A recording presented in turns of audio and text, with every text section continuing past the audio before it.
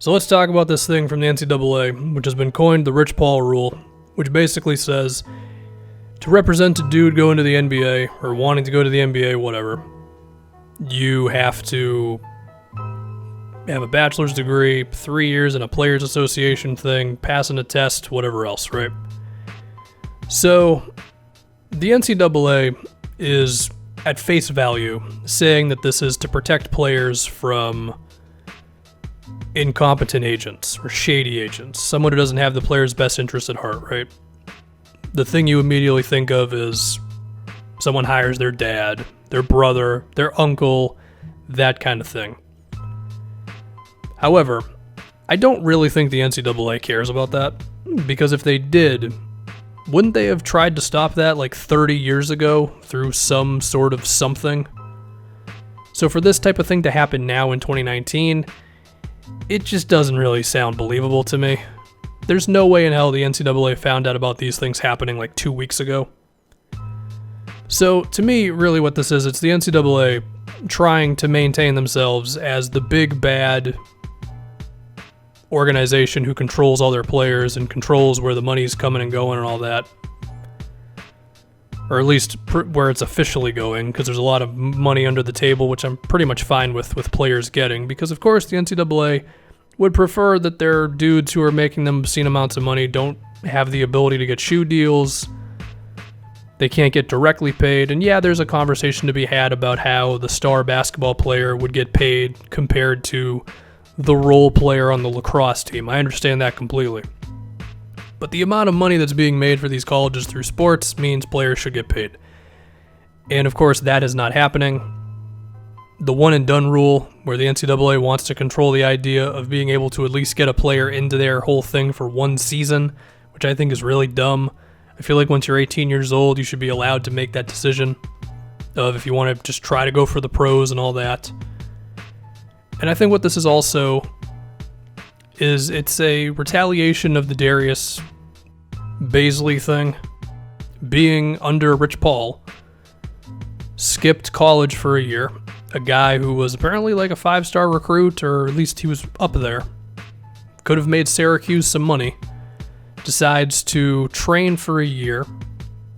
And then is now in the NBA, got selected like 23rd overall or whatever it was, right? So I think the NCAA just doesn't want that to happen. The NCAA wants to control as much as they possibly can. They want to control the fact that players can't really get paid, although apparently they're like attempting to think about how to rewrite that or rewrite the one and done rule, whatever it is.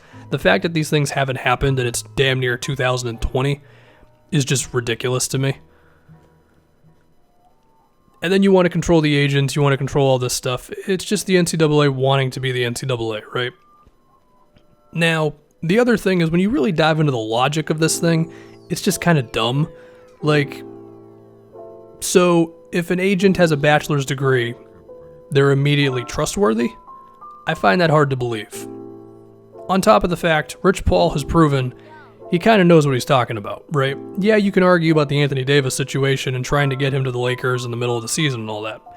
But in terms of getting like Eric Bledsoe and Draymond paid when you could have conversations about how much those two would really make on the open market, given like how crazy free agency was this offseason, there's a chance Eric Bledsoe could have slipped through the cracks and not got what he really wanted, especially after that playoff performance. So for him to get a nice 4-year deal where he's making, about 16, 17 million a year, I think that's pretty good.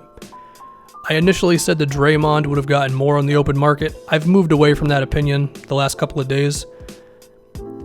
And now Rich Paul got Draymond a contract into his 30s, and that's for a guy who has been declining.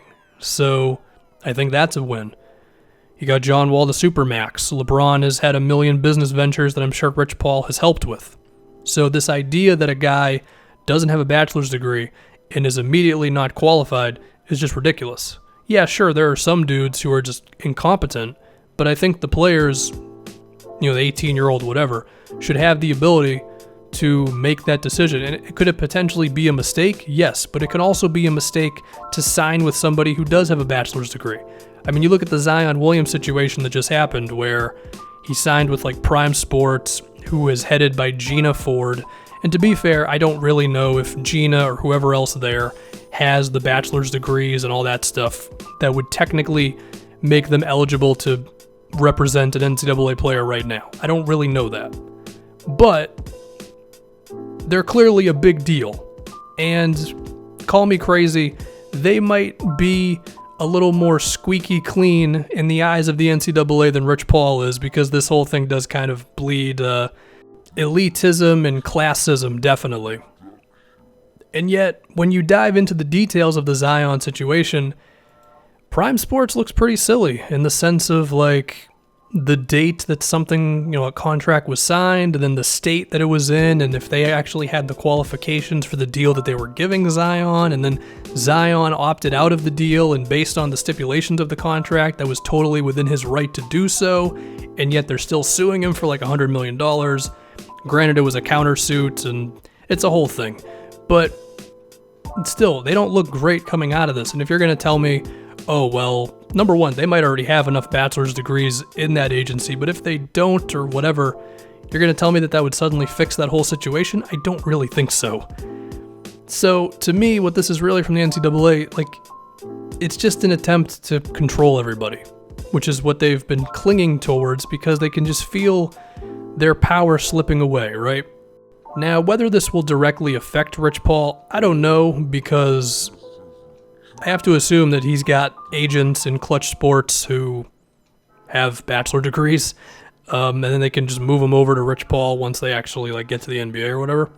Or if anything, they stay with that particular agent, but they're still under the Clutch Sports name. I think this is more so the NCAA trying to get ahead of this before it happens more often.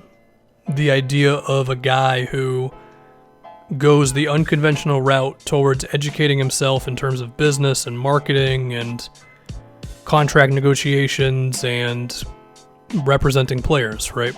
So, yeah.